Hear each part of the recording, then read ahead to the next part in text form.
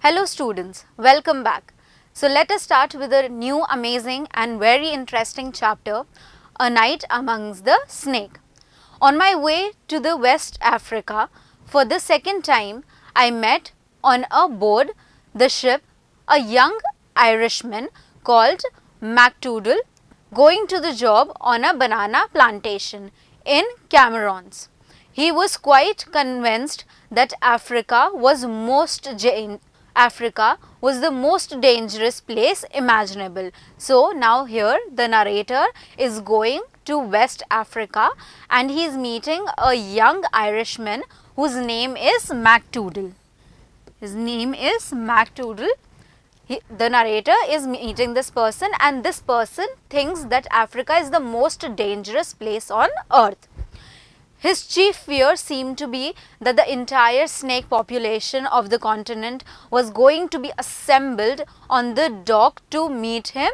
So what do we mean by dock? It is the shore. So his primary fear is that whenever he is going to land in Africa, he is going to meet such rare animals and the entire population of snake is going to come and kill him. In order to relieve his mind, I told him that in all the months I have spent in the forest, I have seen precisely 5 snakes. So now the narrator is saying that throughout the while I have been in Africa, I have only seen just 5 snakes and these had run away so fast when I was unable to capture them. So I was there to capture them and they were afraid of me and they ran away. The snake ran. He asked me if it was dangerous job to catch a snake and I replied quite truly that the majority of the snake was extremely easy to catch, extremely easy to capture. So now the narrator is telling that it is very easy to capture snakes. I have been doing this for years, please trust me, and when I went to Africa there were only 5 snakes that I have seen throughout my journey. If you kept your head and knew your snake and its habit. All this suits MacToodle considerably, and when he landed he swore that before I returned to England he would obtain some rare specimens from me. I thanked him and promptly forgot all about it. So now they are having a little conversation about snakes, and so now when the narrator has given all the considerations that there is nothing to be frightened of a snake. So now MacToodle is relieved, is soothed, and he is saying all the tatas and goodbyes and they are leaving.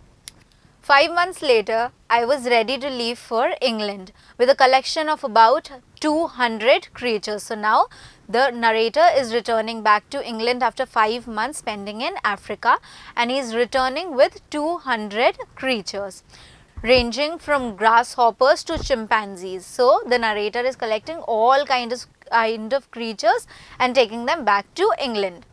Very late in the night when the ship was due to sail, a small van drew up with screeching brakes outside my camp and my young Irishman friend alighted together with several friends of his.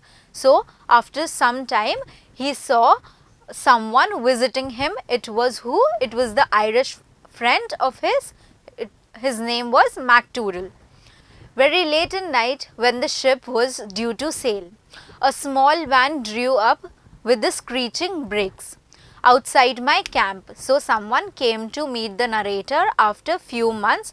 Who was he? He was the young Irishman friend alighted together with several other friends of his. So this Irishman whose name was MacToodle, he came to meet the narrator with several other friends. He explained that he had got me the specimens he had promised. Apparently, he had discovered a large pit somewhere on the plantation he was working on, which had presumably been dug to act as a drainage sump. This pit, he said, was full of snakes. They were all mine, provided I went and got them. So he promised all the snakes to Mr. Narrator, who was narrating this whole story. So, Mr. MacTootle came and asked Mr. Narrator, repeat.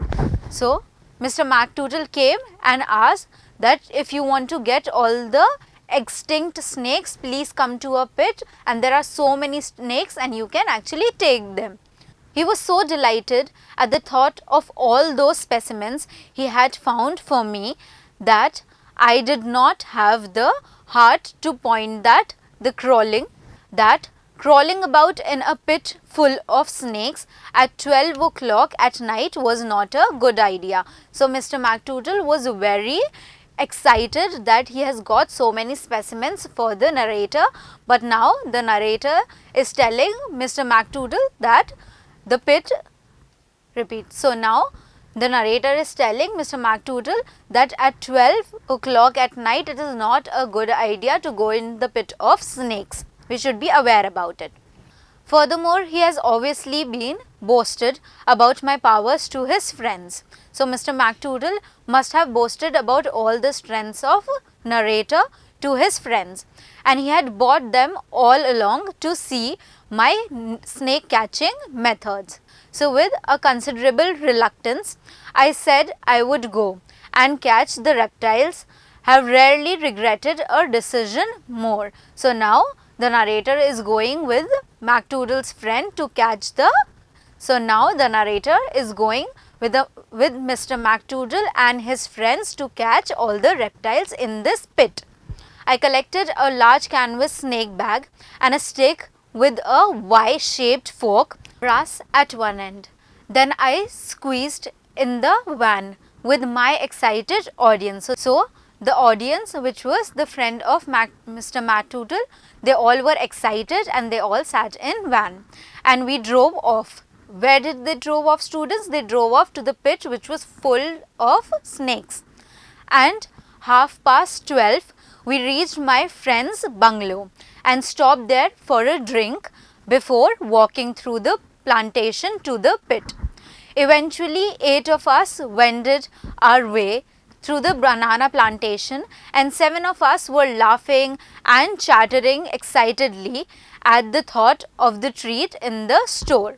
So, they all were talking, they all were enjoying, and they were all very excited that now the narrator is going to the snake pit and he is going to catch, and this is going to be a lovely scene, an excitement scene to see. It suddenly occurred to me that I was wearing the most inadequate cloth for snake hunting. Thin tropical trousers, a pair of plimsoll shoes. Even the smallest reptile would have no difficulty in penetrating to my skin. So, now the narrator is saying that I am wearing a very inadequate clothes for the pit, because even slightest or even smallest of the snake will go inside my skin because of all these trousers that I am wearing. Penetrated to my skin with one bite.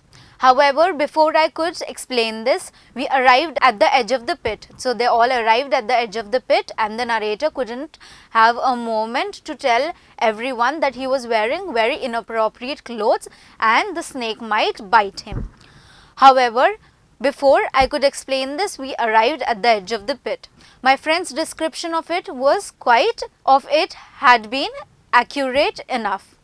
But what he had failed to tell me was that the side of the pit consisted of dry, crumbling earth, honeycombed with cracks and holes that offered plenty of hiding places for any number of pit.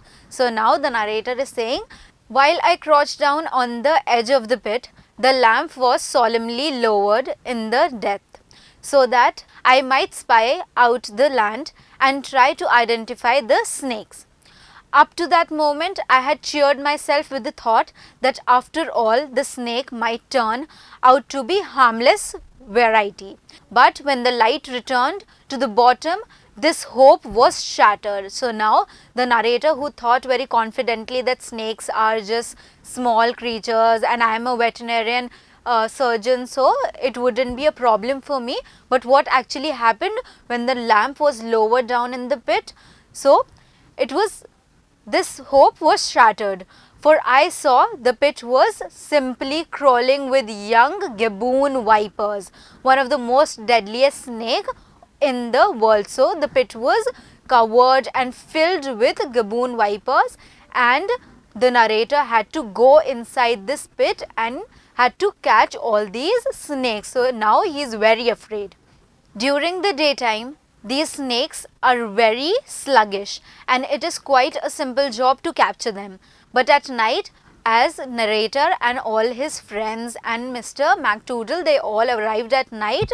So now the narrator is saying, but at night when they wake up and hunt for their food. So at night, gaboon vipers actually wake up and hunt for their food, and they have actually come at night. So now the narrator is very afraid. They can be unpleasantly quick. I counted 8 gaboon vipers in the pit. So now there were 8 gaboon big vipers in that pit.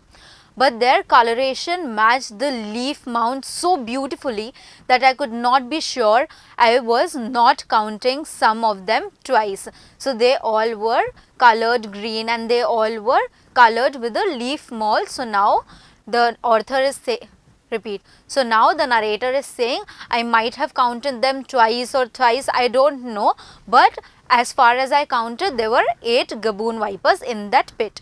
Just at that moment, my friend trod heavily on the edge of that pit and a large lump of earth fell among the reptiles, who all looked up and hissed loudly.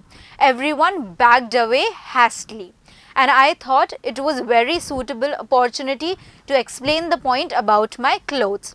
So now what happened? They all were standing on the edge of the pit, and narrator's friend Mr. Trod happens to be there, and a large lump of earth fell in the pit, and all the gaboon vipers who were present in the pit, they all looked up and they started hissing, and everyone was afraid and they went back. So now the narrator thought it was the right time for me to explain that my clothes are not very appropriate for going in the pit.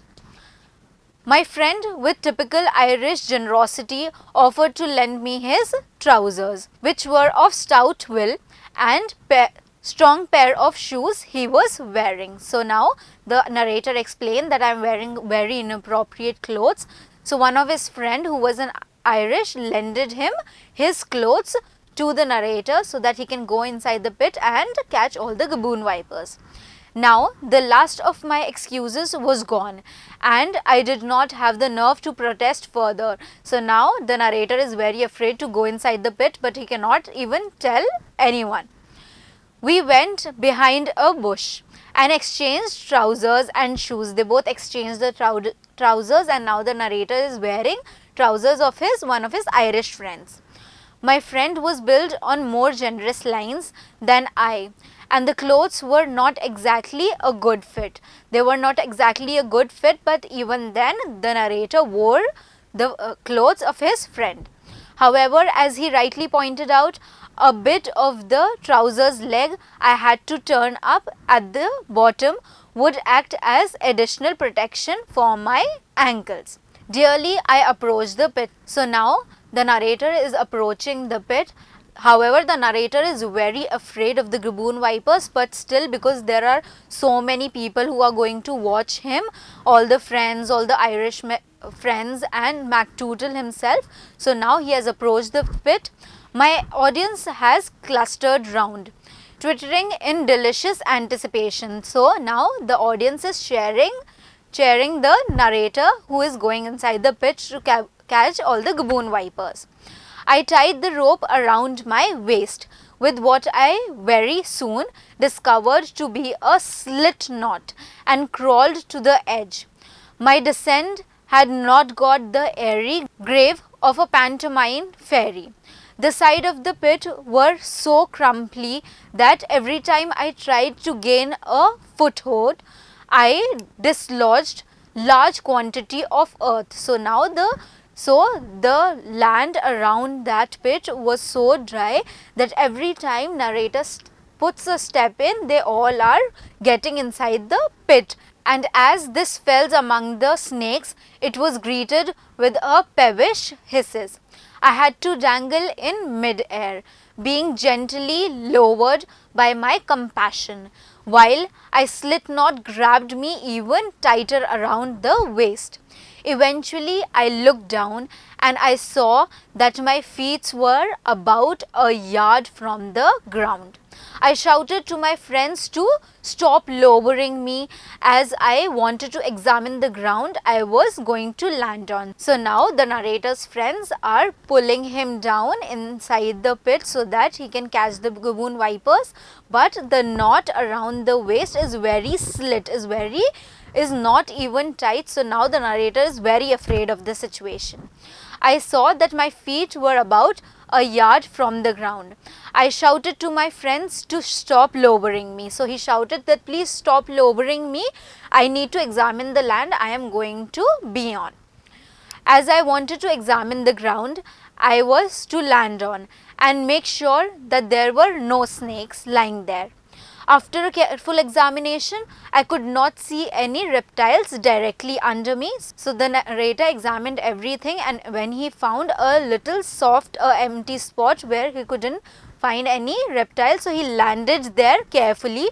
So I shouted, lower away, which means lower me, that I want to land here, and because there is an empty ground, in what I sincerely hoped was an intrepid tone of voice.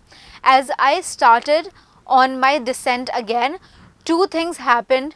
So I shouted, lower away, and in what I sincerely hoped was an intrepid tone of voice, which means that the narrator is very afraid now to land in the pit. At first the narrator told all the bombastic or all the amazing stories that he is a veterinarian surgeon and he can catch the snakes, and now in the end when he saw all the gaboon vipers present in the pit, he is getting very afraid. So this brings us to the end of the chapter, students. I hope you all enjoyed this lesson. Thank you.